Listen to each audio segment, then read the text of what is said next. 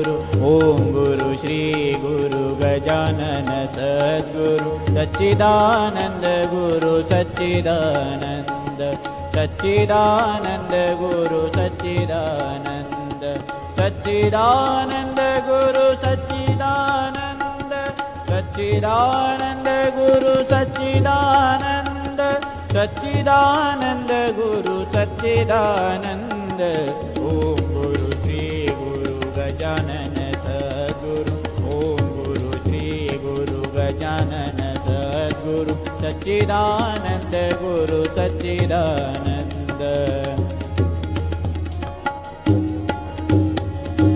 सच्चिदानंद गुरु सच्चिदानंद सच्चिदानंद गुरु सच्चिदानंद सच्चिदानंद गुरु सच्चिदानंद ओम गुरु श्री गुरु गजानन सद्गुरु ओम गुरु श्री गुरु गजानन सद्गुरु सच्चिदानंद गुरु सच्चिदानंद सच्चिदानंद गुरु सच्चिदानंद सच्चिदानंद गुरु सच्चिदानंद सच्चिदानंद गुरु सच्चिदानंद सच्चिदानंद गुरु सच्चिदानंद ओम गुरु श्री गुरु गजानन सद्गुरु ओम गुरु श्री गुरु गजानन सद्गुरु सच्चिदानंद गुरु सच्चिदानंद सच्चिदानंद गुरु सच्चिदानंद सच्चिदानंद गुरु सच्चिदानंद।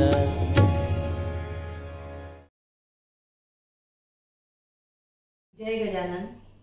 समस्त भक्तगणांना सौवृंदा विनायक माहेकरचा सादर प्रणाम।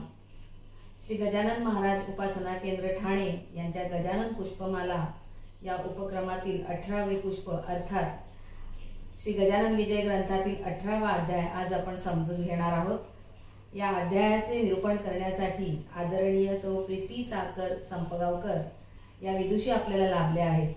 त्यांचा थोडक्यात परिचय करून देण्याची संधी मला मिळाली आहे। प्रीती संपगावकर यांनी मराठी भाषेतून MA केले आहे, तसेच हिंदी भाषेतील पंडित ही पदवी मिळवली आहे। मराठी भाषेवर त्यांचं विशेष प्रभुत्व आहे। शिक्षिका असल्यामुळे समजावणे व समजून घेणे या दोन्ही गोष्टी त्यांना सहज जमतात। सध्या त्या सेवानिवृत्त आहेत आणि आपला वेळ समाज प्रबोधनाच्या कार्यात सत्कारणी लावत आहेत। कोल्हापूरमधील निर्गुण गावातील समर्थ रामदास स्वामींचे भक्त परमपूज्य श्रीकृष्ण देशमुख यांचा अनुग्रह त्यांनी घेतला आहे। वडिलांकडून त्यांना अध्यात्माचा वारसा लाभला आहे, त्यामुळे लहानपणापासूनच त्या गजानन महाराजांची भक्ती करत आल्या आहेत। महाराजांनीच अनुग्रह घेण्यासाठी परमपूज्य श्रीकृष्ण देशमुख यांच्याकडे पाठवले असे त्यांना वाटते। एकदा का गुरूंचा अनुग्रह मिळाला की सगळ्या गोष्टी सुखद होतात। कोणत्याही अडचणींवर मात करण्याची, कोणत्याही संकटाला सामोरं जाण्याची ऊर्जा मिळते अशी शिकवण त्या देतात। मराठी भाषेवर विशेष प्रभुत्व असल्यामुळे दासबोध, ज्ञानेश्वरी, भगवद्गीता यासारख्या ग्रंथांचा त्यांचा गाढा अभ्यास आहे। गेली 20 वर्षे त्या विविध विषयांवर प्रवचन करत आहेत। हिंदू संस्कृती तसेच समाज प्रबोधनावर त्या भरभरून बोलतात। शिवतरगड येथे युवा वर्गासाठी त्या मार्गदर्शन करतात। युवकांचा राम, युवकांचा हनुमान, युवकांसाठी दासबोध या विषयांवर त्यांनी अनेक प्रवचने दिली आहेत। शाळा कॉलेजेसमध्ये कर्मसिद्धांत गीता या विषयावर त्या प्रवचन देतात। अशा या अभ्यासू, अनुभवी, गाढ्या उपासक तसेच अध्यात्मश्रेष्ठी अशा सौ प्रीती संपगावकर यांच्याकडून 18व्या अध्यायाच्या निरूपणाचा आनंद आज आपण घेऊया। गुरुर् ब्रह्मा गुरुर्विष्णू गुरुर्देवो महेश्वरा गुरु साक्षात् परब्रह्म तस्मै श्री गुरवे नमः। रामाय रामभद्राय रामचंद्राय वेदसे रघुनाथाय नाथाय सीताया पते नमः। सीताया पते नमः। जय जय रघुवीर समर्थ। श्रोता वक्ता श्रीराम समर्थ, श्रीराम समर्थ। रामरायाला नमस्कार करते। परम पूज्य सद्गुरु श्री गजानन महाराजांना नमस्कार करते. श्रोते हो, आपण सारे गजानन भक्त आपल्या सर्वांना विनम्र अभिवादन करते. आपण गेले 18 दिवस म्हणजे 17 दिवस गजानन महाराजांच्या पोथीवरती आपण प्रवचन ऐकत आहात. आता महाराजांबद्दल पोथीबद्दल प्रवचन करायचं, जी पोथी आपल्याला दासगणू महाराजांनी लिहून दिलेली आहे आपल्या हातामध्ये, गजानन विजय. हा गजानन विजय ग्रंथाचा विशेष म्हणजे एका साधनसिद्ध संतांनी, एका अजानसिद्ध संतांचा पद्यमय चरित्र लिहिलेलं आहे. आपण पूजनीय दासगणू महाराजांना विनम्र अभिवादन करू शकतो. त्यांच्या ऋणात राहून आपण त्यांचं काय कौतुक करावं हो त्या ग्रंथाचं. कारण तो ग्रंथ जर आज आपल्याला उपलब्ध नसला तर आपल्या सद्गुरूंचा महिमा, महती आणि कुठलीच गोष्ट आपल्याला समजली नसती.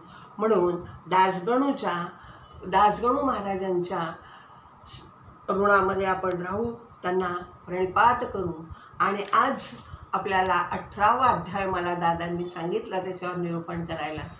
मी माझं काहीच बघितलं नाही, ना माझी पातळी ज्ञानाची विचार केला, कशाचाही विचार न करता मी दादांना केवळ महाराजांच्या जीवावरती हो म्हणून टाकलेला आहे. आणि आता आपण महाराजांचा तो 18वा अध्याय अतिशय ज्ञानप्रचुर आहे. महाराज आपल्या 4ही वेद, 6 शास्त्र, 18 पुराण या एका ग्रंथातून सांगतायत. उपनिषदांचा महाराजांना असलेलं ज्ञान आपण कल्पनाही करू शकत नाही, इतक्या सगळ्याच्या पलीकडे आहे. फक्त प्रश्न असा पडतो की आपण सगळेजण महाराजांनी केलेल्या चमत्कारामध्ये अडकून पडतो, थोडेसे अडकून पडतो. त्यामुळे त्या चमत्कारामधनं महाराजांनी आपल्याला काय सांगितलं आहे हे समजतच नाही. आणि मग आपणही तो ज्या वेळेला ग्रंथ वाचतो, त्याचे अनेक पारायण करतो, पण महाराजांना नेमकं ह्या चमत्कारामधनं काय सांगायचं आहे याच्याकडे आपण अजिबात लक्ष देत नाही. आणि महाराजांनी जवळपास या संपूर्ण ग्रंथामध्ये 75 चमत्कार केलेले आहेत. म्हणजे महाराजांनी 75 गोष्टीतून आपल्याला संपूर्ण जीवनाचा आपला सारांश समजून सांगितलेला आहे. अहो, संत अवतार घेतात ना, तर ते संत 2 प्रकारचे असतात. एक साधनसिद्ध संत असतात.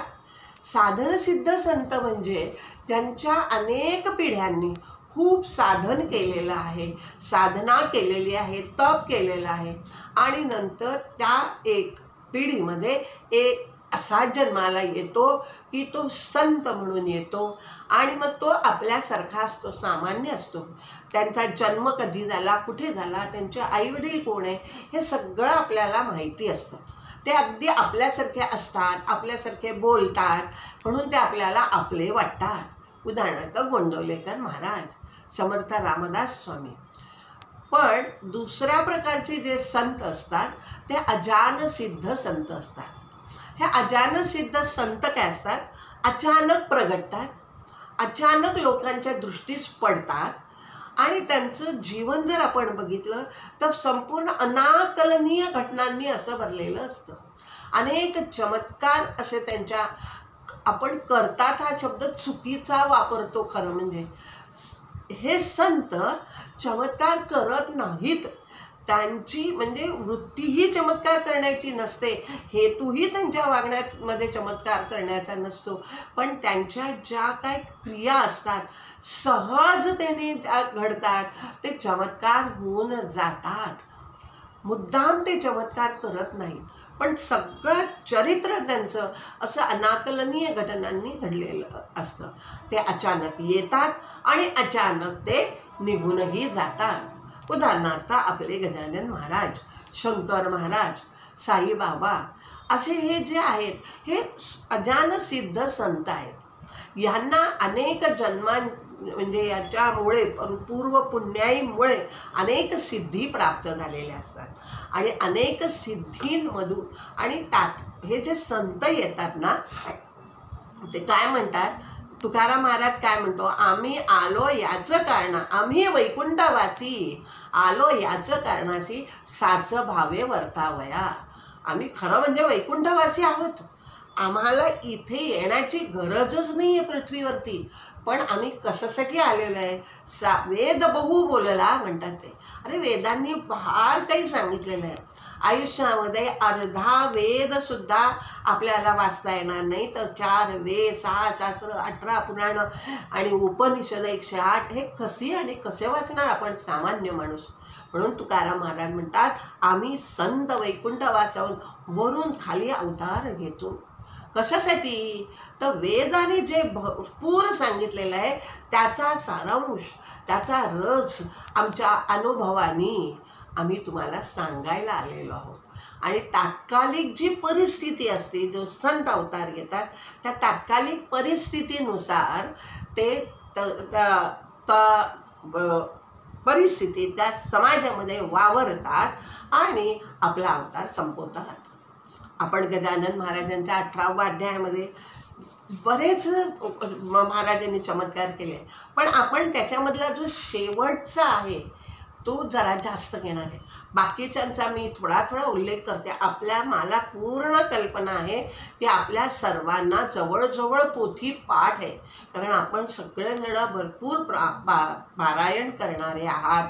भरपूर महाराजांचा अनेक वर्ष आपण अभ्यास करतात, दासगणू महाराजांच्या ह्या ग्रंथांचा, गजानन विजयचा. त्यामुळे आपल्याला माझ्यापेक्षा खूप 100% सगळं जास्त माहिती आहे. म्हणून मी फक्त जाता जाता ह्या 3-4 ज्या गोष्टी ह्या अध्यायामध्ये घडलेल्या आहेत त्या अध्यायामध्ये नेमकं थोडंसं महाराजांना काय सांगायचं आहे आपल्याला हे एवढं बघूया आणि आपण गाडी पुढे जाऊया. तर पहिला म्हणजे बायजाबाई आणि पुंडली ह्यांची जी गोष्ट आपल्याला सांगितलेली आहे, तर हा निसर्गाचा नियम आहे की एखादा पुरुष आणि एखादी स्त्री एकत्र आले म्हणजे आपण त्यांच्यावरती संशय घ्यायचाच. पण ही गोष्ट जेव्हा महाराजांपर्यंत पोचली, खरं तसं बघितलं तर महाराज इथेही त्या बायजाबाईला पुन्हा संसारामध्ये आणू शकले असते प्रपंचामध्ये. पण महाराज आपल्याला इथे शिकवत आहेत की बाबांनो, प्रारब्ध स्वीकारा. तिच्या प्रारब्धामध्येच जर संतान नसेल, प्रापंच सुख नसेल, सांसारिक सुख नसेल, तर ओढून ताणून ते देण्याचा प्रयत्न करू नये. महाराज स्पष्ट सांगतायत की जे आपलं प्रारब्ध आहे ते आपण आनंदाने स्वीकारून आपल्या पुढच्या जन्माचा किंवा आपल्या पुढच्या जीवन प्रवासाचा उद्धार करून घेण्यासाठी त्या मार्गाने आपण गेलं पाहिजे. दुसरी गोष्ट सांगतायत की महाराज कोणासाठी तीर्थ घेऊन आलेले आहे. भाऊ कवरकर यांना दुर्धर फोड झालेला होता, दुर्धर रोग झालेला होता. अनेक डॉक्टरांकडनं औषध पाणी इलाज करून घेतल्यानंतर सुद्धा तो फोड बरा होत नव्हता. आणि नंतर त्यांनी महाराजांची शरणागती पत्करली. महाराजांना म्हणतात, महाराज आता मला अत्यंत कळकळून ज्या वेळेला आपण आपल्या सद्गुरूंना साथ देतो तेव्हा सद्गुरू येतात. पण पहिले आपण काय करतो, माणसांवर अवलंबून असतो. डॉक्टर वगैरे सगळं आधी केल्यानंतर ज्या वेळेला आर्तपणे या भाऊसाहेबांनी महाराजांना साथ घातली तेव्हा महाराजांनी ब्राह्मण वेशामध्ये येऊन ते गाडीवानाकडनं त्यांना तीर्थप्रसाद दिला. त्यांची अत्यंत महाराजांवरती श्रद्धा होती. आपल्याला उपलब्ध वेळ तसा खूप कमी आहे, त्यामुळे आपण अगदी थोडक्यामध्ये ह्या सगळ्या गोष्वारा पाहूया. तर श्रद्धा अत्यंत आधी धारते. श्रद्ध म्हणजे सत. काय धारण करायचं आहे की तो सत आहे, फक्त त्याच्यावरच आपली श्रद्धा असली पाहिजे, महाराजांवरच आपली श्रद्धा असली पाहिजे. खूप काम करून जाते आयुष्यामध्ये. महाराज आहे, महाराज बघून घेतील, महाराज सांगतील तसं मी करेल, महाराज प्रेरणा देतील तसं मी करेल, असा जर आपला विश्वास, आपलं वागणं, आपले संपूर्ण प्रपंच आपण महाराजांवरती जर सोपवून दिला, महाराज हा तुमचा आहे, आता तुम्हीच बघा, तर मात्र महाराज घेतात. पण तोपर्यंत आपण घेत नाही. द्रौपदीने सुद्धा आधी सभेमध्ये सगळ्या आपल्या अत्यंत शूरवीर पतींना साद घातली, नंतर सभेमध्ये असलेल्या सगळ्या शूरवीरांना हात जोडून कळकळीची विनंती केली. जेव्हा सगळ्यांनी खाली माना घातल्या तेव्हा मग द्रौपदीने कृष्णाला साद घातली आणि कृष्णाने येऊन तिचं संरक्षण केलं. हे आपल्याला सगळ्यांना माहिती आहे. आधी आपण आपल्या सद्गुरूंना साद घालायला पाहिजे, हेही आपण ह्याच्याकडनं शिकून घेतलेलं आहे. त्याच्यानंतर कुकाजी पाट्याला पंढरपूरच्या महाराज वाड्यामध्ये सुद्धा आपण बघितलेलं आहे की महाराज पंढरपूरला सगळ्यांना घेऊन गेले. तेथे एकटाच तो राहिला आणि तिथे राहिल्यामुळे काय झालं, त्याला दर्शन महाराजांनी दिलेलं आहे. आता सगळेजण दर्शना पटापटा आंघोळी करायला भीमेवरती निघून गेले आणि तिथून सगळ्यांनी दर्शन घेतलं. पण राहिला कोण पाठीमागे, एक निष्पाप असा एक गृहस्थ पाठीमागे राहिला. आणि तो तिथे राहिल्यामुळे काय झालं, एकटाच बापूना तिथे राहिला आणि सगळेजण दर्शन घेऊन आले. हा अत्यंत स्वभावाने गरीब असा गृहस्थ होता. त्याला आणि नंतर आल्यावर त्याची टिंगल करायला लागले हे सगळेजण दर्शन घेऊन आल्यानंतर तो खट्टू झाला. महाराजांनी पाहिलं, संत इतके असतात, तो मऊ लोण्याचा गोळा, नवनीतासारखे मन त्यांचे असते. आणि त्यांनी मग महाराज म्हणाला, अरे तुला दर्शनच पाहिजे ना, ये मी देतो म्हणून. आणि महाराजांनी विठ्ठल रूपामध्ये या बापुनाला दर्शन दिलेलं आहे. आता नंतर मात्र ज्यांनी टिंगल केली ना ते मात्र अत्यंत खजील झाले आणि खऱ्या अर्थाने त्यांना चांगलं असं दर्शन झालेलंच नव्हतं आणि होतही नाही त्या एकादशीला. इतकं आपण म्हणतो की काय ते दर्शन असतं, आपलं मानगुट धरतात, तिथे आपटतात आणि आपल्याला ढकलून देतात. आता इथे ते सगळ्या जणांना चुटपुट लागली आणि मग महाराजांना म्हणतायत की महाराज आम्हालाही असं दर्शन द्या, आम्हालाही दर्शन द्या. तेव्हा महाराज त्यांना काय सांगतायत, म्हणतायत बापुनासारखे आधी मन करावं तुम्ही करा रे आपुले मन, ते तैसे झालियावरी दर्शन घडविन निर्धार. मी नक्की सांगतो, निर्धाराने सांगतो की पहिले तुम्ही काय करा की बापुनासारखं तुमचं मन निर्मळ करा. भगवंताचं दर्शन केव्हा होते हो आपल्याला, आपल्या साधनेनी, आपल्या कर्मानी, आपल्या निष्कर्म्य सिद्धी आपल्याला प्राप्त होते. निष्काम कर्मानी, अतिशय साधन, सद्गुरूंनी दिलेलं साधन करून करून करून आपण निष्काम कर्म केलं की आपलं चित्त शुद्ध होते. आणि आत्ता आपण त्या सगळ्यांचं बघतोय ते सगळे त्याची टिंगल करत होते. महाराज म्हणतायत मन शुद्ध झाल्याशिवाय तुम्हाला ईश्वराचं दर्शन घडणार नाही. त्यामुळे महाराज काय म्हणतायत, त्यांना दटावून विचारतायत, हो दर्शन वस्तू काय मिळे बाजारात, म्हणून ती आणून देऊ तुम्हा कारणे. दर्शन म्हणजे काय भेंडी गवारे की बाजारात जावं, काय पाव किलो आहे आणि घेऊन यावं, अजिबात नाही. आधी तुमचं मन निष्पाप करा. अत्यंत मन आपलं शुद्ध असलं पाहिजे. आणि हे शुद्ध मन केव्हा होणार आहे, तर आपल्या साधनेने, आपल्या निष्काम कर्माने हे मन आपलं शुद्ध होणार आहे. आणि शुद्ध चित्तामध्येच प्रतिबिंब भगवंत आपल्या ह्याचं प्रतिबिंब पडतं आणि आपल्याला भगवंताचं दर्शन या शुद्ध निष्पाप मनामध्येच मिळेल. अन्यथा आपल्याला दर्शन त्या भगवंताचं मिळणार नाही. आता इथे चमत्कार केला आहे का हो महाराजांनी, केला आहे. पण आता हे जे संत असतात ना, ह्यांना अनेक सिद्धी प्राप्त झालेल्या असतात. अगदी मुख्य 8 सिद्धी, आता आम्ही त्याचा उल्लेखही करत नाही, पण या 8 सिद्धीमध्ये एक सिद्धी अशी असते की ते कोणतंही रूप घेऊ शकतात. साकार रूप घेऊ शकतात। आता महाराजांनी विठ्ठलाचं रूप घेतलं, पण विठ्ठलाचं रूप घेतलं एक क्षण, कायम ते विठ्ठल म्हणून अवतरले का? त्या निष्पाप मनाचा उद्धार करायचा होता बापनाचा, म्हणून महाराजांनी क्षणभर त्याला दर्शन दिलं, एक क्षणभर। तो खाली मान घालून बघतो तर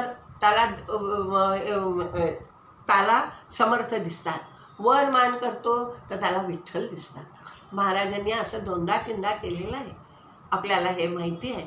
तर ह्या परिस्थितीमध्ये आपण एकच गोष्ट लक्षात घेतली पाहिजे की मला जर ईश्वराचं दर्शन हवं असेल, मला जर महाराजांचं, माझ्या प्रत्यक्ष सगुण साकार माझ्या महाराजांचं मला दर्शन हवं असेल, तर मला सुद्धा माझं कर्म निष्पापपणानेच केलं पाहिजे। निष्कर्म हे जर केलं आपण, निष्कर्म सिद्धी जर आपल्याला जवळ आपण जाऊन पोचलो, आपलं मन अत्यंत शुद्ध होतं, चित्त शुद्ध, मन शुद्ध। कारण मनामध्ये संकल्प विकल्प नको हो, संकल्प विकल्प इति मना, मनामधला संकल्प नाही। संकल्पाला माझा एकच संकल्प आहे की मला आता महाराजांचं दर्शन हवं आहे, आणि महाराजांचं दर्शन ही एकमेव इच्छा असेल मला, आणि त्याला विकल्प नकोच, काही दुसरा विकल्पच नाही, तरच आणि तरच आपल्याकडनं निष्काम कर्म होईल। अन्यथा अगदी छोट्या छोट्या उद्देशाने, हेतूने आपण काहीतरी कर्म करत असतो, आणि असं कर्म झालं तर दर्शन द्यायला महाराज आपल्याला केव्हाही तयार आहे। ते म्हणतात ना, मी निर्धाराने सांगतो, वचन आहे महाराजांचं की मी तुम्हाला दर्शन देईन, आणि अनेकांना असे दर्शन प्राप्त झाल्याचा उल्लेखही आहे आणि आपल्याला माहिती आहे। आता खरं म्हणजे संत आणि भगवंत हे एकच रूप आहे साक्षात। संत वेगळा आणि भगवंत वेगळा असं नाही। विठ्ठल म्हणजे संत आणि संत म्हणजे विठ्ठल आहे। दासगणू महाराज म्हणतात, संतत्व हा खेळ नसे, संतत्व हा खेळ नाही। दासगणू महाराज म्हणतात, अहो संत ह्या पदावर पोचणं ही गोष्ट अजिबात सोपी नाही।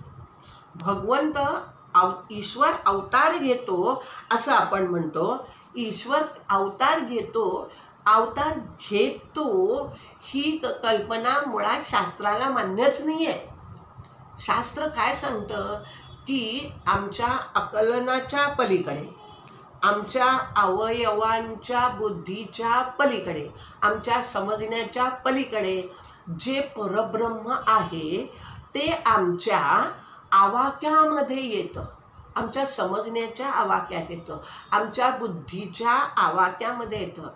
ज्ञानेश्वरीमध्ये एक ओवी आहे बघा, सुंदर ओवी आहे की जे इंद्रियांद्वारे समजणारं नाही आहे ते मी तुम्हाला आज समजावून सांगणार आहे, आज दाखवणार आहे साक्षात परब्रह्म। असं महाराज कसं म्हणतायत हो, कशासाठी म्हणतायत, कसं म्हणू शकतायत?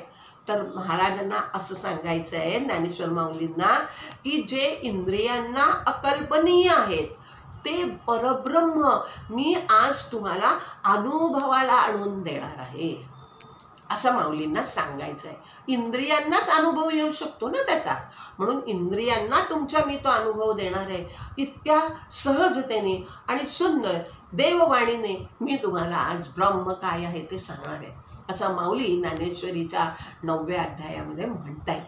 मग आता हे जर असं आहे तर मग संत आणि ईश्वर यांच्यामध्ये काय फरक आहे? काहीच फरक नाही आहे। म्हणून दासगणू महाराज म्हणतायत, संत आणि ईश्वर हे एकच आहेत, आणि संत म्हणजे खेळ नव्हे। आता कवठे बहादुराचा वारकरी महामारीने आजारी पडला होता।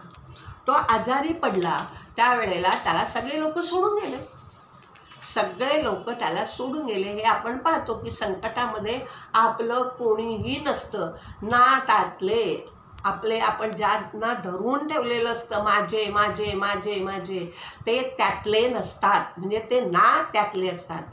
त्यातले म्हणजे आपल्याला मदत करणाऱ्यातले ते नसतात। ज्या वेळेला गजाला मगरीने पाय धरला, भागवतामध्ये आपल्याला हे सगळ्यांना माहिती आहे, त्यावेळेला सगळा परिवार त्याचा सोडून गेला शेवटी आणि तो एकटा राहिला. जेव्हा त्याला फार आशा होती की माझे हे सगळे नातेवाईक मला मदत करतील, पण कुणीही केलं नाही. हळूहळू सगळा त्या गजाचा परिवार निघून गेला. आणि नंतर जेव्हा त्याला ईश्वर आठवला, त्याने तिथलं एक कमळाचं फूल विष्णूच्या पायावरती अर्पण केलं आणि विष्णू तिथे प्रगट झाले आणि त्याला सोडवलेलं आहे. पण केव्हा? जेव्हा आपण शरणागती पत्करतो 100% भगवंतावरती. आणि म्हणून कुणीही आपल्याला संकटकाळी जवळ आणत करत नाही. त्या महामारीने ह्यालासुद्धा असंच संकट आलेलं होतं त्याच्यावरती आणि सगळेजण त्याला त्या वारीमध्ये सोडून जायला तयार झालेले होते, कवठे बहादुराला. आणि मग महाराज म्हणतात, अहो तो आपल्याबरोबर आलेला होता, आपण त्याला एकट्याला कसं सोडून जायचं? नाही एकट्याला, कारण संतांचं मन कशासाठी आलेले आहे ते? त्यांना काय गरज होती हो आपल्यासाठी येण्याची? पण आपला उद्धार व्हावा आपल्यासाठीच तर कळवळ्याची जाती होती. त्यांना प्रत्येकाचा कळवळा येतो. म्हणून महाराजांनी त्यालासुद्धा हात देऊन उभा केला, त्याला बरं केला, त्याच्या डोक्यावर हात ठेवून बरा केला त्याला. आणि मग मात्र तो बरा झाला आणि महाराज त्याला घेऊन गेले. महाराज आम्हाला काय सांगतायत? अहो एक गोष्ट लक्षात ठेवा की ज्याला तुम्ही आपले आपले आपले म्हणता आहेत, मग तो माझा शेजारचा, माझा मुलगा, माझी सून, माझी नात, जे माझे माझे माझे मी म्हणालो जगी व्यर्थची जन्माला येऊन गेलो. महाराज आपल्याला सांगतायत शेवटी आपल्याला खरा आधार आणि खरा विश्वास कोणावर पाहिजे? तर आपल्या भगवंतावर पाहिजे, आपल्या सद्गुरूवर पाहिजे.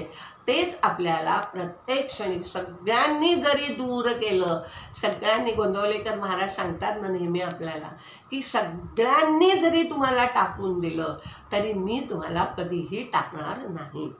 त्याच्यानंतर एक आता आपण अत्यंत महत्त्वाच्या याच्याकडे जाऊया, विषयाकडे, की एक मध्वाचार्य पंथाचा एक अति कडक सोळ्याचा ब्राह्मण यांनी की नाही आणि हे मध्वाचार्य पंथाची जे लोक आहेत तिकडले ते अतिशय सोळं पाळणारे आहे. म्हणजे त्यांचं संपूर्ण आयुष्य 16 ओळ्यामध्येच निघून गेलेलं आहे.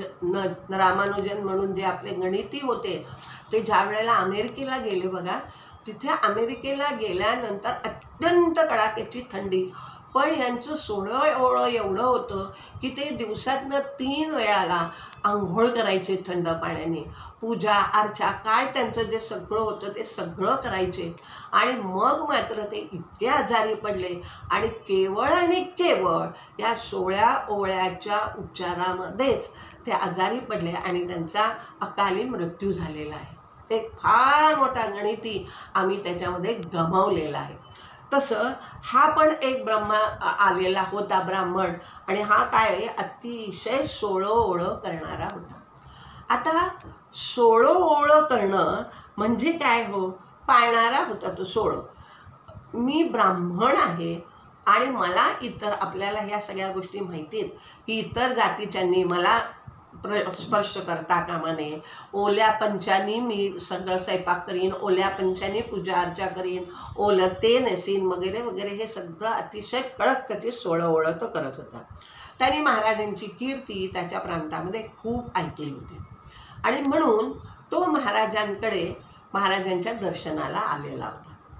आता हा पूर्णपणे 16 ओळं पाळणारा ब्राह्मण आणि महाराज आपल्या स्थितीमध्ये बसलेले होते, शांत बसलेले होते. महाराजांच्या हातामध्ये चिलीम वगैरे होते आणि हे त्यांनी सगळं पाहिलं.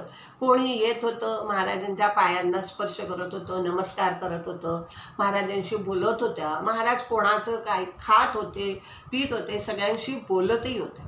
त्यांनी हे सगळं पाहिलं आणि तो खट्टू झाला, जाम खट्टू झाला. तो म्हणतो, बाबा रे, मी उगाच यांच्या दर्शनाला आलो. काय केलं मी या दर्शनाला येऊन? ह्या वेड्या पिसाच्या दर्शनाला आलो. हा तर एकदम वेड्यासारखा वागतोय. आणि म्हणून त्यांनी महाराजांना वेडा पिसा असं गृहीत धरलं आणि काही तो मनामध्ये येईल ते महाराजांना बोलू लागला. आता महाराजांनी पाहिलं की हा माणूस असं सोळं ओळं पाळतो आहे. आणि तिथे त्या रस्त्यामध्ये, मठाच्या रस्त्यामध्ये एक कुत्रं मरून पडलेलं होतं.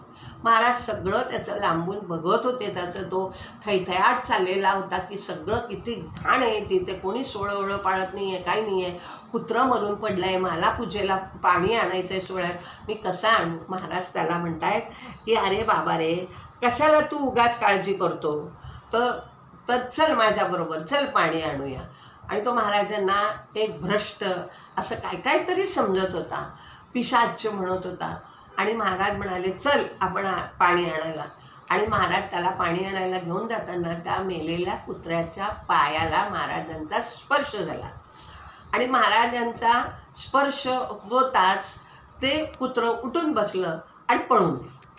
आता हा चमत्कार झाल्याबरोबर त्या माणसाचे, त्या ब्राह्मणाचे डोळे खाडकन उघडले. आणि मग तो विचार करू लागला की मी ह्या माणसाला चुकीचा समजत होतो, हा खूप मोठा योगी आहे, हे खरंच महाराज आहेत वगैरे वगैरे म्हणून नंतर त्यांनी शरणागती महाराजांची पकडली, नमस्कार केला. तो महाराजांना शरण आला, महाराजांना नमस्कार केला, महाराजांचं मोठेपण वगैरे सगळं त्यांनी मान्य केलं. आणि मग तो निघून गेला. आता हे कुत्र जिवंत करण्याचा महाराजांनी इथे काय केलेला आहे, एक चमत्कार केलेला आहे. आता हा चमत्कार मुद्दाम केला नाही, सहज जाता जाता महाराजांचा पाय त्याला लागला आणि तो उठून बसला. कारण या संतांजवळ, देवाजवळ कर्तुम अकर्तुम अन्यथा कर्तुम ही शक्ती असते. अन्यथा कर्तुम ही शक्ती सहज वापरली जाते. म्हणून त्या महाराजांनी प्रत्येक रस्त्यावर मेलेले, गावागावात मेलेले कुत्रे, जनावरं जिवंत केले का? नाही. त्यांच्याकडनं ही कृती सहज घडून जाते. कधीही मुद्दाम असे ते काहीही करत नाहीत. आणि त्यांनाही कल्पना नसते बरं की आपण हे असं काहीतरी चमत्कार करणार आहोत. आता हा जो मध्वाचार्य पंथाचा जो ब्राह्मण होता त्याला आपल्या कर्माचा अतिशय गर्व झालेला होता. महागर्विष्ठ तो होऊन गेलेला होता की मी ब्राह्मण आहे, दुसरी गोष्ट मी अत्यंत कडक सोळं ओळं पाळतो. आता हे कशाचा अहंकार नेमका त्याला झाला होता हो? तो सोळं ओळं हे कोण पाळतं? आपला जीवात्मा, आपला आत्मा पाळतं का आपलं शरीर असतं? कोणाचं असतं? हे देहभावावर असल्याचं प्रतीक आहे. आणि हा अहंकार मी देह ह्या विद्येमुळे आलेला आहे. ही जी अविद्या आहे, ही अविद्यामुळे हा अहंकार आलेला आहे. बरं, ही अविद्या, हा गैरसमज, ही भ्रांती की मी करता आहे, मग याला ही केव्हापासून आपल्याला ही प्राप्त झाली आहे बघा. आपण सगळेजण देहभावावरच असतो. प्रत्येक गोष्ट आपण देहभावावर करत असतो. एक क्षणसुद्धा आपण असं विचार करत नाही की मी देह नाही. आपण स्थूल देह, जे 4 देह मिळाले ते आपण स्थूल देहावरच सतत त्या पातळीवरती वावरतो. बरं, ही अविद्या आपण केव्हापासून प्राप्त झाली आहे? जेव्हा पहिला ब्रह्माच्या मनावरती संकल्प उठला की मी एकोहम बहुश्यामी, मी एक आहे, अनेक व्हावे म्हणून. आणि त्यावेळेला हा संकल्प त्यांना प्राप्त झाला. म्हणजे त्यांनी केला ब्रह्माने आणि ही सृष्टी निर्माण झाली. ज्या वेळेला माणूस निर्माण केला त्यावेळेला पोटामध्ये असताना, गर्भामध्ये असताना तो म्हणत होता सोहम सोहम सोहम. आणि ज्या वेळेला बाहेर ह्या संसारामध्ये आला, या सृष्टीमध्ये आला, या निसर्गात आला, तेव्हा म्हणायला लागला कोहम. मग तेव्हापासून आपण ही मी शरीर आहे, ही जी अविद्या धारण केलेली आहे ती आज तागायत चालू आहे. कित्येक युग निघून गेली, कित्येक जन्म निघून गेले, कित्येक 84 लक्षाचे चक्र आपण पार केलेले आहे. विचार करा. पुनरपि जननम पुनः, जोपर्यंत आपण देहभाव सोडत नाही, देहभाव ते आत्मभाव हे जे उड्डाण हनुमंतांनी केलेलं आहे. कारण भक्ती लंकेमध्ये होती, भक्तीच्या जवळ जाण्यासाठी देहभाव सोडून आत्मभावाचं उड्डाण मला करायचं आहे. आणि ते ह्या मनुष्य जन्मातच. आपण अत्यंत बडभागी आहोत. तुलसीदासजी रामचरित्र मानसमध्ये म्हणतात की परम भडभागी आहोत आपण, की आपल्याला महाराजांसारखे संत प्राप्त झाले, ते आपल्याला शिकवत आहेत आणि त्याची आवड आपल्याला निर्माण झालेली आहे. हा मनुष्य देह पुन्हा नाही हो मिळणार. समर्थ म्हणतात मनुष्य जन्माची वाट बघणे लाज नाही वाटत का रे तुला? कधी तुला हा मनुष्य देह नाही मिळणार. विवेक सिंधुकार सांगतायत आम्हाला पुन्हा हा मनुष्य जन्म मिळणार नाही. मग ह्या मनुष्य जन्मामध्येच आम्हाला शरीर भाव आमचा हा सोडून देऊन शरीर भाव ते आत्मभाव याच्यापर्यंत जायचं आहे. हा जो आत्मभाव आहे, हे जो देहभाव आहे ना, मी देह आहे, मग मला तो सोळ्यात आहे, मी ओळ्यात आहे. पण आपल्याला इथे संत शेख मोहम्मद काय म्हणतायत बघा, की शेख मोहम्मद म्हणतात ऐसे केले या गोपाळे हो, नाही सोवळे ओवळे, फणसा अंगी काटे आत अमृताचे साठे, काटे केतकीच्या झाडा आत उमलला केवडा, नारळ वरुता कठीण परी अंतरी जीवन, शेख मोहम्मद अविंद पण त्याच्या हृदयी गोविंद. अहो या भगवंतांनी नाही सोळं केलं.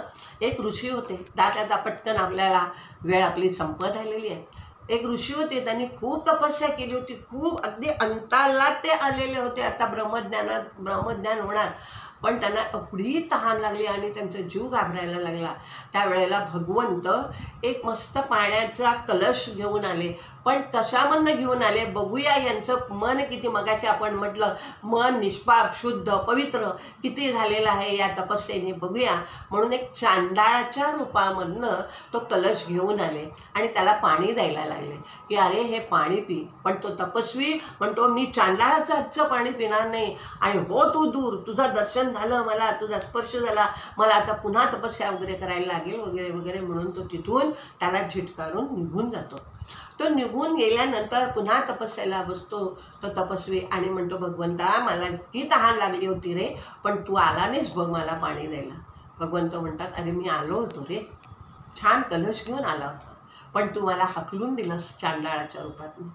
नाही सोवळे ओवळे ऐसे केले ह्या गोपाळे, नाही सोवळे ओवळे, त्यांनी नाही हो केलेलं आहे, आपणच हे सगळं केलं. आता ह्या काळामध्ये आपण जेव्हा अत्यंत आनंदामध्ये आहे, राम आपल्या घरी येणार आहे आता म्हणून, आणि त्याच्यात सुद्धा अत्यंत जातीचं खालच्या लेवलवरनं राजकारण आपण जातीवरनं करतोय. आपले महाराज आपल्याला जीव तोडून सांगता येतो की नाही, आपले सगळे संत आपल्याला सांगतायत. तुकाराम महाराज म्हणतायत 16 तो झाला, तो म्हणजे कोण, अंडरलाईन, 16 तो झाला अंगीकार देवा केला. ज्यांनी देवाला अंगीकार केलेला आहे, ज्यांनी देव आपला केलेला आहे, तो खरा 16 आहे. येर करती भोजन पोट पोसाया दुर्जन. एरवी काय करतायत लोक, नुसतं भोजन करतात आणि पोट भराया दुर्जन, दुर्जनांचं पोट ते भरून घेतात. जे सोळं करतात ना, भटजींच्या नावाने काय करतात, आम्ही सोळ्यातले आहे, आम्ही अमकं आहे, आम्ही म्हणतात, ते फक्त पोट भरू लोक असतात. तुकाराम महाराज म्हणतायत चुकलिया हा भार तयाची एरधार. हे जर तुमचं चुकलं ना, इथे तुमची चूक झाली ना, तर देह पातळी ओलांडल्याशिवाय भगवंताचं दर्शन आपल्याला होणार नाही, हे निश्चित आहे. आणि चुकलिया भार तयाची एरधार, त्याला पुन्हा सुरू, पुनरपि जननम पुनरपि मरणम. तुका म्हणे दास झाला तया नाही नाश. तुकाराम महाराज म्हणताय की त्याचा जर दास झालो आपण, कोणाचा, भगवंताचा, महाराजांचा दास जर आपण झालो, तर त्याला पुन्हा या गर्भवास होणार नाही. तुकाराम महाराज आपल्याला खूप छान सांगतायत, पवित्र सोवळी एक तीच भूमंडळी, ज्याला आवडता झाला देव अखंड प्रेम भाव. कोण 16 आहे, कोणाला 16त आहे असं म्हणायचं, कारण विटाळ कोणाला होतो? शरीराला होतो, देहाला होतो, आत्म्याला होत नाही. आत्म्याचे सर्व लक्षणं आपल्याला सगळ्यांना माहिती आहे. तो कसा आहे? मग आत्म्याला जर कसलाही विटाळ होत नाही, अत्यंत निरंजन असा आत्मा आहे, तो मी आहे असं जर आपण समजलो, तो आत्मभाव, तो आत्मानुभव आपण करून घेतला, तर आपल्याला या बाह्य सोहळ्याची गरज नाही, जी महाराजांना नव्हती. म्हणून महाराजांच्या जवळ कुणीही येत होतं, कुणीही जात होतं. महाराजांनी कधीही कोणाची जातपात नाही, कारण नेहमी महाराज कशावरती असतो? आत्मभावावरती राहत. सगळे जे आपण अध्याय बघितले आहेत त्याच्यामधले सगळ्या जे छोटे छोटे छोटे छोटे चमत्कार, मोठे चमत्कार सगळे बघितले आहेत, तर ते कशाच्या आधारावरती आहेत? महाराज देहभावावर नव्हतेच. पुढचा अध्याय पण आपण बघणार आहोत, त्याच्यातही आपण तेच बघणार आहे. देहभाव जोपर्यंत आपला जात नाही तोपर्यंत आत्मानुभव आपल्याला येणार नाही. आत्मानुभव जर आपल्याला घ्यायचा असेल, आनंद तो जर प्राप्त करायचा असेल, तर तो सच्चित आनंद रूप आत्मा हा जर आपल्याला अनुभव घेऊन त्याचं जर आपल्याला व्हायचं असेल, तर आपल्याला काय करायला पाहिजे? देहभाव ते आत्मभाव हे उड्डाण घ्यायला पाहिजे. आणि मग हे उड्डाण घेता घेता घेता ही उड्डाण हनुमंतांनी घेतले. बघा, हनुमंतांनी घेतले. त्याच्यामध्ये हे घेत असताना आपण सगळे संसारी आहोत, आणि आपण सगळे संसारी असताना सोळो ओळ ह्या प्रकार करण्यापेक्षा सुद्धा त्याच्यामध्ये अडकून पडतो, आणि मग त्याचाच अहंकार व्हायला लागतो. आपल्याला त्याचाच अहंकार इतका होतो की मी असं कर्म करतोय, मी सोळ्यातले आहे, मी अंक आहे. पण मग सोळं ओळ करताना, कर्म करताना आपल्याला आचार्य काय सांगतायत? कोटी कर्म केलं तुम्ही या 16 ओळ्यामध्ये तरी तुम्हाला आत्मानुभव येणार नाही, अजिबात येणार नाही. उलट त्याच्यामधनं अहंकार वाढत जातो. मग अनेक संकट आपल्याला येतील ह्या उड्डाणामध्ये, संसारामध्ये येतील. जसं हनुमंताला आलेलं होतं. पहिलं संकट हनुमंतांनी कसं पार केलं? ती राक्षसिणीच्या तोंडामध्ये किती योजने तिने तोंड पाडलं.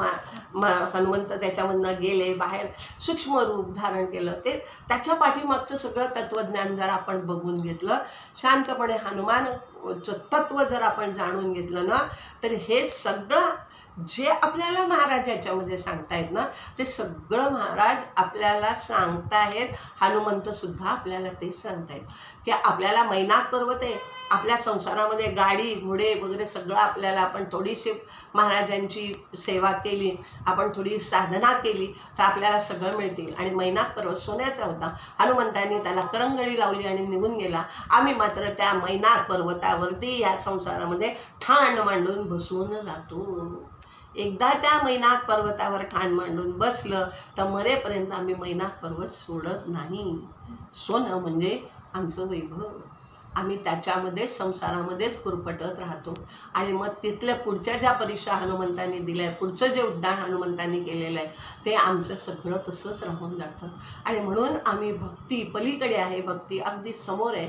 महाराज आम्हाला सांगतायत, दासगणू महाराज त्याचा उल्लेख करून आणखीन पुढे पुढे स्पष्ट सांगतायत आपल्याला. पण आपण एक गोष्ट करायला पाहिजे की जे महाराज मला सांगतायत, जे महाराज दुसऱ्यांसाठी करतात आहे ना, ते माझ्यासाठी आहे हो, त्यांच्यासाठी नाही आहे. तो ब्राह्मण आला, त्याला अहंकार झाला, तो निघून गेला महाराज, आणि आम्ही तिथे संपून जातो, आम्ही तिथे थांबून जातो. तो अध्याय वाचून आम्ही तिथे पुढे त्याचा विचारच करत नाही. आणि विचार जेव्हा आपण करेन असं होतो, आपण थांबतो, तेव्हा मग आपण फक्त पारायणाला अत्यंत मूल्य आहे, प्रश्नच नाही. पारायण करायचं आहे, पण ते पारायण कशासाठी करायचं आहे? तर नारायण म्हणजे पारायण ते मला नारायण व्हायचं आहे. पारायण ते नारायण हा माझा प्रवास आहे जीवनाचा. आणि पारायणाचा हा उद्देश आहे की पारायण ते नारायण. आणि म्हणून बघा, प्रत्येक अध्यायाच्या सुरुवातीला, आता परवा माझ्या लक्षामध्ये आलं की जेव्हा आपण प्रत्येक अध्याय वाचतो तर त्याच्या सुरुवातीला त्यांनी जे मंगलाचरण केलेलं आहे दासगणू महाराजांनी, प्रत्येक अध्यायाचं मंगलाचरण आणि देव म्हणजे त्यांनी जे ज्याचं मंगलाचरण केलं आहे तो ईश्वर वेगळं वेगळं आहे. अहो का नाही आपण ह्या मंगलाचरणांचा अभ्यास एकदा करावा. काय होतं दासगणूंच्या मनामध्ये पुढचा ग्रंथ म्हणजे त्या मंगलाचरण केल्यानंतर पुढे जे दासगणू महाराजांना सांगायचं आहे म्हणून तो देव त्यांनी तो निवडलेला आहे मंगलाचरणासाठी. हा मंगलाचरणाचा सुद्धा अभ्यास आपल्याला जरूर केला पाहिजे. आपण पटकन वाचतो रोज पोथी, आपण सगळेजण अध्याय 1, 2 काय वाचतो आपण, एकादशी द्वादशीला आपण पारायण वगैरे करतो, पण हे मंगलाचरण म्हणतो आणि आपण सोडून देतो बघा. पण प्रॉपर त्या ईश्वराचं त्यांनी ह्या अध्यायासाठी का पण हे मंगलाचरण घेतलेलं आहे. म्हणजे तो अध्याय आणि त्या ईश्वर त्यांनी ज्या केलेल्या लीला आणि महाराजांनी केलेल्या लीला याचं काय संबंध आहे ह्याचा सुद्धा आपण अभ्यास करूया. कधीतरी आपल्याला वेळ मिळेल तेव्हा जरूर जरूर जरूर आपण ह्याचा सुद्धा विचार करूया. आज आपण आपली वेळ संपत आलेली आहे आणि आपण बघूया की महाराजांनी या ग्रंथामध्ये आम्हाला जे जे सांगितलं आहे पटकन थोडक्यात उजळणी करतो की प्रारब्ध आपल्याला स्वीकारायलाच हवं. प्रारब्धाच्या बाहेर आपण जाऊन काहीही करू शकत नाही. त्यामुळे जे स्वीकारायचंच असतं, आनंदाने स्वीकारायचं असतं प्रारब्ध. त्याच्यानंतर भगवंताचं दर्शन जर मला हवं असेल, आपल्याला महाराजांचं दर्शन हवं आहे म्हणून तर आपण सारखं शेगावला जातो, आपण पारायण करतो, पण मला नारायण व्हायचं आहे हा संकल्प करूनच आपण आता यापुढे पारायण करूया. म्हणजे महाराजांना सुद्धा आनंद होईल हो. आणि आपले महाराज, आपले दासगणू महाराज तसं कीलकम म्हणतात की नाही, रामरक्षेला हनुमंत कीलकम आहे, इथे आपले दासगणू महाराज आपली किल्ली आहे हो, ते आपल्याला महाराजांपर्यंत नक्की घेऊन जातील. आणि म्हणून आपण आत्ता पाहिलेले ह्या अध्यायामध्ये पाहिलेले सगळे जे काय विषय होते ते अत्यंत थोडक्यामध्ये पाहिलेले आहे. आणि आपण त्याच्यानंतर आपण त्या सगळ्यांना एकत्र करून एवढंच म्हणू शकतो की महाराज आम्हाला तुम्ही ह्याच्यामधनं जे सांगितलेलं आहे ते तुम्हीच आम्हाला आकलन करून द्या. तुम्ही जोपर्यंत आम्हाला हे सांगणार नाही तोपर्यंत हा पामर जीवभाव ते आत्मभाव हे उड्डाण घेण्यास योग्य होणार नाही. आणि म्हणून आम्हाला तुम्हीच, महाराजांची कृपा तर सगळ्यांवरती असते हो, पण आपण संसाराची छत्री घेऊन त्या कृपेच्या वर्षावाखाली उभं राहतो म्हणून आपल्यावर तो वर्षाव होत नाही. होत असतो पण तो आपण करून घेत नाही. म्हणून आपली संसाराची छत्री जरा बाजूला ठेवून या जर ग्रंथाचा अभ्यास केला तर दासगणू महाराज आपल्यासमोर आहेत. महाराज दर्शन द्यायला तर आपल्याला तयारच आहे. आणि मी हात जोडून आपल्या सर्वांसाठी महाराजांचं प्रार्थना करते. महाराज आपल्याला जे सांगायचं आहे ते आपण स्वतःच आम्हाला आकलन करून द्या. आमचं बोट धरा आणि आम्हाला तिथपर्यंत जीवभाव ते आत्मभाव ह्या अनुभवापर्यंत घेऊन जा ही तुमच्या चरणी प्रार्थना करते. महाराजांना पुन्हा एकदा नमस्कार करते आणि मी इथेच माझ्या शब्दाला, वाणीला विराम देते. जय